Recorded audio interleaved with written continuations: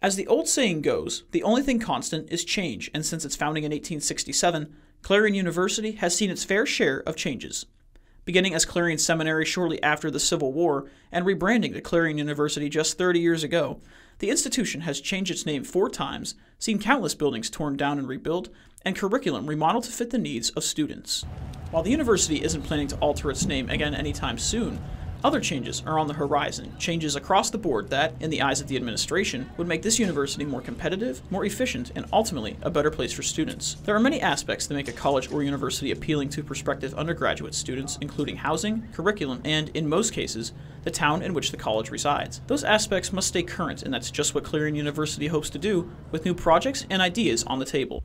To get to where the university wants to be, top administration officials have developed a master plan, which contains a list of goals in these and other areas. The plan was outlined at a town hall forum in February, where community members were also allowed to voice their opinions on the matter. But to fulfill the goals of the master plan, the university must first address its declining enrollment, which has decreased 8.5% over the last 2 years among the Clarion campus, the Venango College in Oil City, the West Penn branch in Pittsburgh, and through online courses. According to Clarion University President Karen Whitney, increasing enrollment is the university's foremost goal. Well, I think we want to meet our mission of serving the region and really contributing to your success as students and the success of our faculty and staff.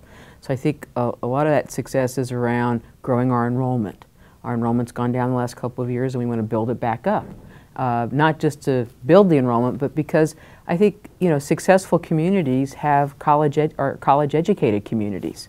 In the fall of 2010, over 6,000 students were enrolled at Clarion University or an affiliated campus. At the start of the fall 2012 semester, those numbers had dropped to nearly 5,500, and projections for future years don't look promising. According to data from the most recent study published by the Pennsylvania State System of Higher Education's System Research Office, the projected number of high school students graduating from schools across Pennsylvania will drop 16% by 2020. Of the students currently enrolled at Clarion University, 11% come from Clarion County, and the same percentage of students come from Allegheny County. By 2020, Allegheny County expects to see a quarter of its current amount of high school graduates disappear, and Clarion County, nearly half.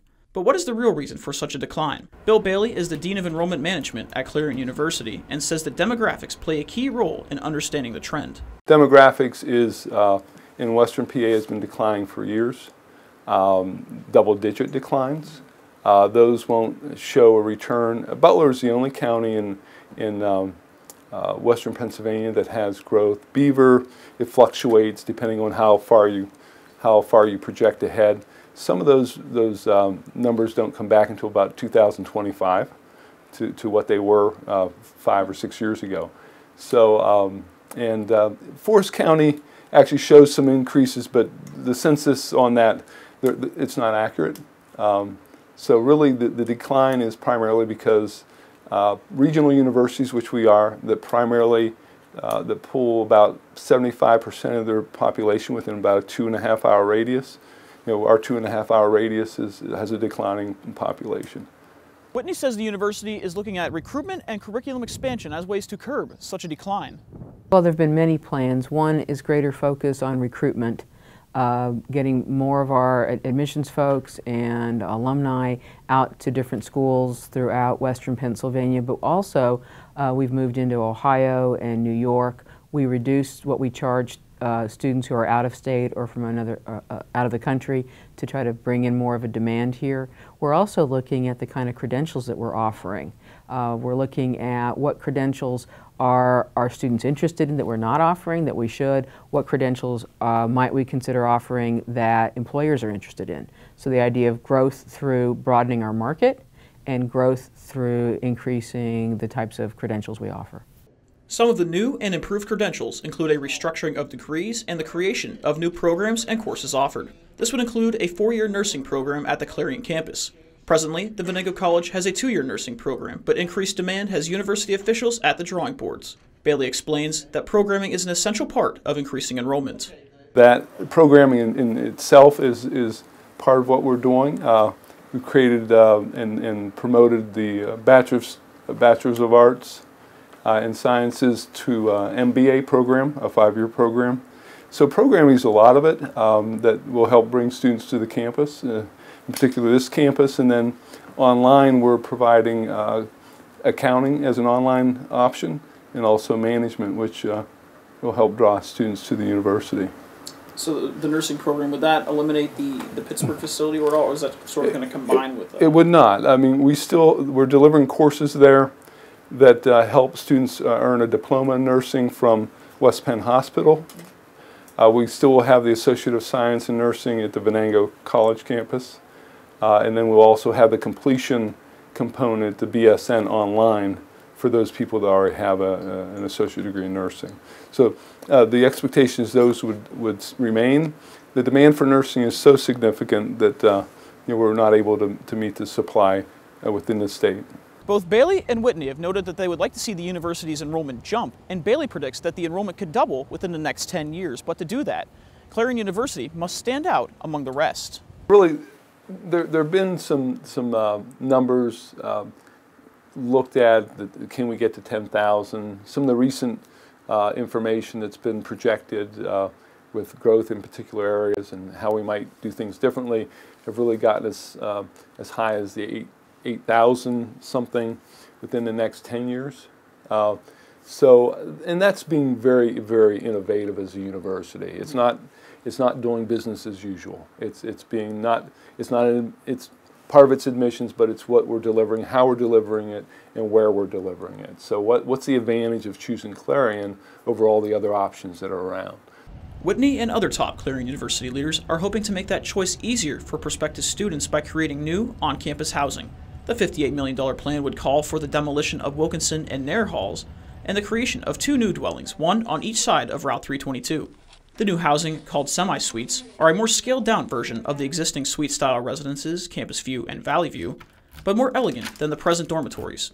The university has plans for 2 types of rooms in the semi-suites. The first would be to create a room with 2 single bedrooms with a small common area and a bathroom.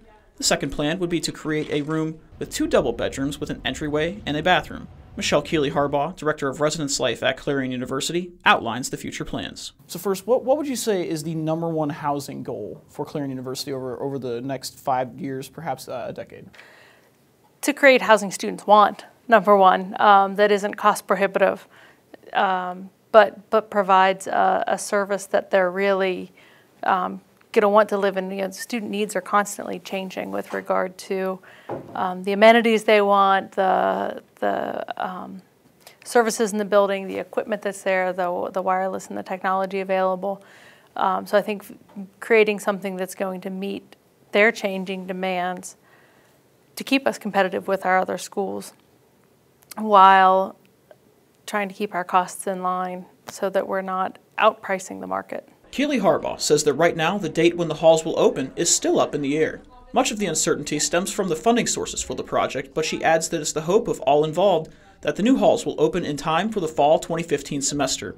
More sophomores will likely be living on campus as well. The university has developed a new policy that would require students to live on campus for 2 academic years in what has become known as the 2-year plan. And Keeley-Harbaugh says that creating such a plan is purely for retention purposes. So this wouldn't have anything to do with the financial side of things. This is more academic. Oh, it's absolutely. It's a retention piece. We want to, we can pull the data, like I said, to show, you may have a 78 or 80 or 85% retention if you've lived off campus, but if we can get everyone to that 90% rate, well, that helps everyone as a whole. Where a student lives isn't important if they don't come to Clarion University at all, which is why university officials are placing such a heavy emphasis on enrollment and curriculum. These 2 aspects are dependent on one another in that higher enrollment equals more faculty. Until enrollment increases, officials say students may have to go without. The Anthropology, Geography, and Earth Sciences Department, also known as AGES, has already seen cuts or a lack of replacement resources over the course of the last decade as a result of lower enrollment and lower funding. Since 2000, AGES has lost 6 faculty members.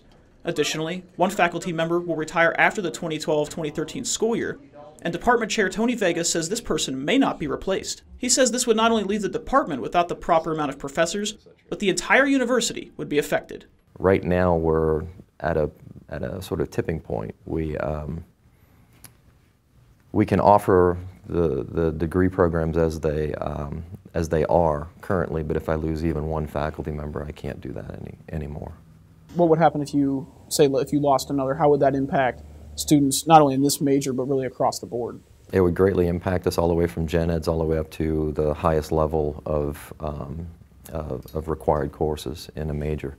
We would not be able to offer required courses and additional required courses in environmental geoscience, geology, anthropology, and other departments are going to be affected by that as well. Education with the gen ed offerings would be directly affected, and environmental biology is greatly dependent upon some of the faculty resources we have in our department.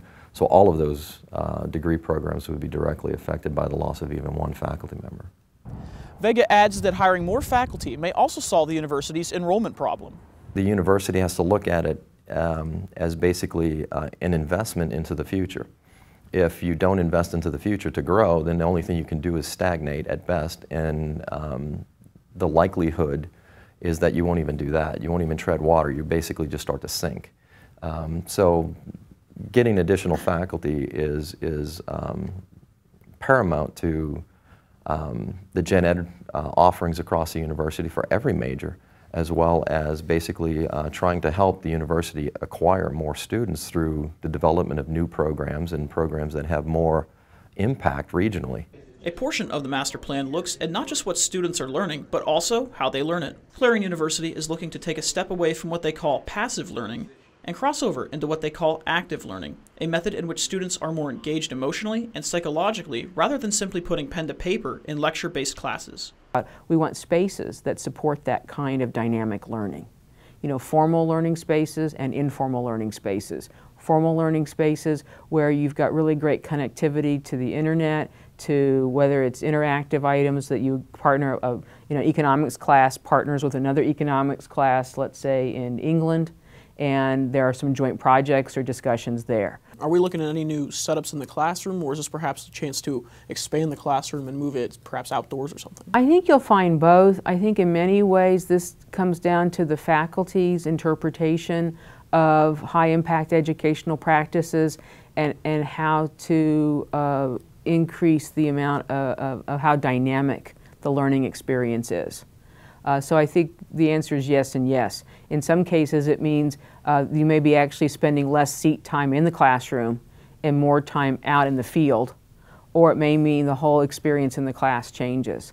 Pennsylvania's 14 state universities has seen reductions in funding over the last 2 years due to budget cuts that have been enacted by the Commonwealth, which is one reason why fewer faculty members have been hired and class sizes are larger. But the new contract between the Pennsylvania State System of Higher Education and the Association of Pennsylvania State College and University Faculties, signed in February, pledges to focus on class size subject to the Curriculum Committee recommendations. Clarion University APSCUF President Jamie Phillips says that he would like to see reasonable caps on class sizes so students can learn in the best environment.